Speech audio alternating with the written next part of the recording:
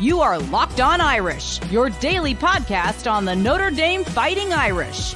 Part of the Locked On Podcast Network, your team every day. Hey, what's going on? And welcome into an instant reaction edition of Locked On Irish. I'm not calling it an emergency podcast because that would feel like a little bit too dramatic, but we are here to react to the news that Notre Dame running backs coach Deland McCullough is leaving Notre Dame for the same position with the Las Vegas Raiders. I'm your host, Tyler Wojciak, and thank you for joining me here on this special edition of the show.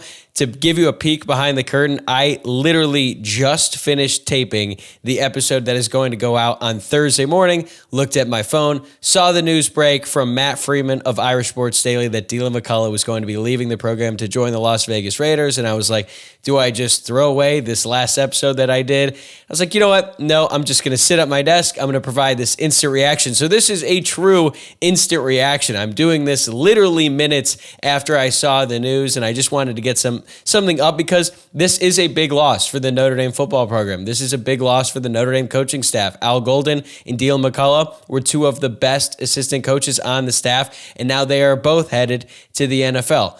But this is the reality of college football. When you have a great staff, other teams want a piece, specifically the NFL. In the NFL, just as it is the destination for all of the players, it is for a lot of coaches as well, including Al Golden and now Deland McCullough, both coaches who have spent time in the NFL previously. So I'm not surprised by this news. As a matter of fact, when I was getting asked questions in mailbags like, which coaches do you think are most likely to go after the season, I felt like Deland McCullough was certainly an option because we all know he has aspirations to be a head coach in college or the NFL, and clearly Deland thinks that going back to the NFL will give him more experience, and that will eventually lead him to become a head coach at whatever level he ends up being. I think he has all the tools, all the things necessary to eventually become a great head coach, and now he thinks that he's getting a head start on that by going to the NFL. Let's look at it from the Notre Dame side. This is a tough loss. Obviously, he's one of the best coaches on the staff, and he has done a great job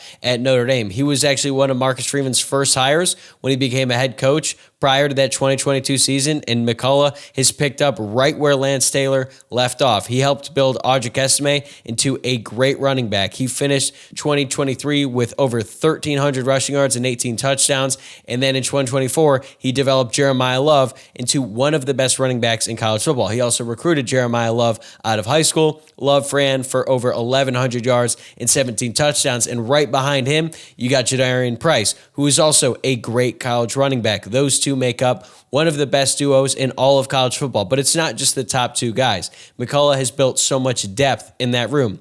Aeneas Williams, a true freshman, was a big playmaker for the Irish in the college football playoff in his first season with the program. And it's rare for a coach to be willing to let a true freshman get reps, especially in games of that magnitude, when you already have Jeremiah Love and Jadarian Price on the team. But he knows what he has with all these different guys in the room. It's been well reported now he has specific jobs for his entire room, and then whichever player is best suited for that job, he is more than willing to rotate guys in throughout the game. He would have played Kedron Young a little bit as well, the other true freshman, but Young actually asked him to redshirt. So the fact that Notre Dame had four very capable running backs in 2024 shows you the type of talent that he has built and developed in that room. Now, I think a lot of people see this news and question, will one of those guys transfer? We don't know. We do know that the transfer portal window in this winter cycle is closed. So all the running backs are going to be on the team for spring practice. They are going to play for whoever Marcus Freeman ends up hiring to replace Deland McCullough. There is another transfer portal window that opens up after the spring practice window, so it is possible for one of these guys to leave.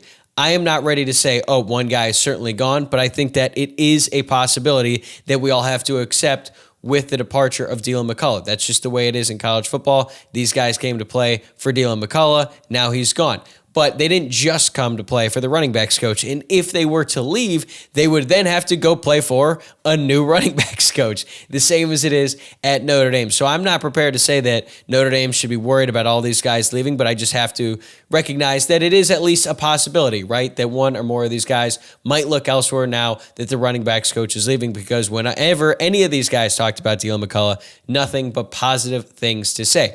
But on the other hand, this should be a very coveted position. Notre Dame has one of the deepest running back rooms in all of college football. They have arguably the best running back in Jeremiah Love. If you are a running backs coach out there, you are going to want to come to Notre Dame. There's not a doubt in my mind that there are running backs coaches all across the country who are looking at this job opening and they want to throw their hat in the ring. They have Jeremiah Love, they have Jadarian Price, Aeneas Williams, Keidron Young. So not only do you walk into a situation where the team is ready to win right now, you have a stable of running backs in the room. And that's exactly what Deland McCullough called them, a stable. So you have stars in the present in Jeremiah Love and Jadarian Price, and you have a great future with Aeneas Williams and Keidron Young, and also Nolan James Jr., who came in this year's recruiting class. So it is a great situation for whoever ends up being the next running backs coach. And I think that Marcus Freeman made a great hire when he got Deland. And that's a coach with zero head coaching experience at the time, went out, got Deland McCullough, who was with Indiana prior to this, and he went out, got him, and we all saw what he did. But before Deland McCullough, Lance Taylor was also a really good running backs coach. Notre Dame has had good running back coaches come in through the program, and they have built really quality running backs. They've had Kyron Williams, Audric Esme, now Jeremiah Love, Jadarian Price. Notre Dame has had a great run of running backs, and I expect that to continue even though Deland McCullough is headed to the NFL. But big picture, yeah, it's a bummer. You obviously want continuity in your program, and losing a guy like Al Golden and now Deland McCullough certainly stings. I wouldn't be surprised if there's another coaching move. I'm not reporting anything. I'm just saying that, hey, this is what happens when you have success at the college level. Just look at Ohio State. They have to replace both their coordinators, one of which took a lateral move, ended up going to Penn State, a conference rival. So that's way worse than when your coaches leave for the NFL. But they also lost their offensive coordinator, Chip Kelly, to the NFL, as well as their offensive line coach. They just won a national championship, and their coaches are leaving. Notre Dame was the runner-up.